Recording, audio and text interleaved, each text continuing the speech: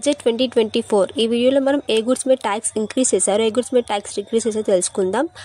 LTCG అంటే long term capital gains.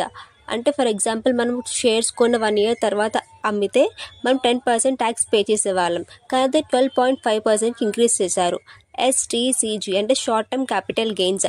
అంటే ఇవి షేర్స్ అనేవి లెస్ దెన్ 1 year లోపు అమ్మేస్తే 15% ట్యాక్స్ పే చేయాలి, దాన్ని 20% ట్యాక్స్ ఇంక్రీజ్ చేస్తారు. అలాగే న్యూ ట్యాక్స్ స్లాబ్స్, మనం శాలరీ మీద ఎంత ఇన్కమ్ వస్తే ఎంత పే చేయాలి. 0.0 to 3 lakh అంటే ట్యాక్స్ పే చేయాల్సిన అవసరం లేదు. 3 to 7%, 3 to 7 lakh వస్తే కనుక 5% ట్యాక్స్ పే చేయాలి. 7 to 10 lakhs అయితే కనుక 10% ట్యాక్స్ పే చేయాలి. 10 to 13 lakhs 12% ట్యాక్స్ పే చేయాలి. 12 to 15% 20% ట్యాక్స్ పే చేయాలి. అబోవ్ 15 lakhs 30% ట్యాక్స్ పే చేయాలి.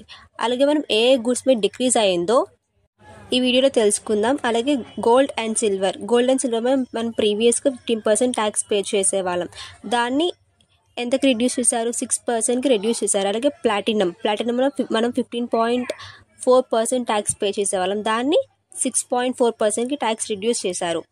అలాగే మొబైల్ అండ్ ఫోన్ ఛార్జెస్ మీద 20 to 15%కి ట్యాక్స్ రిడ్యూస్ చేశారు.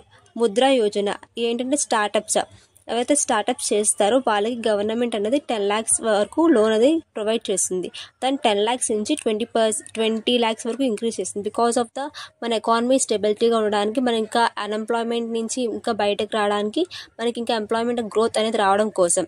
ఈ వీడియో కనుక మీరు నచ్చితే లైక్ చేయండి, షేర్ చేయండి, సబ్స్క్రైబ్ చేయండి.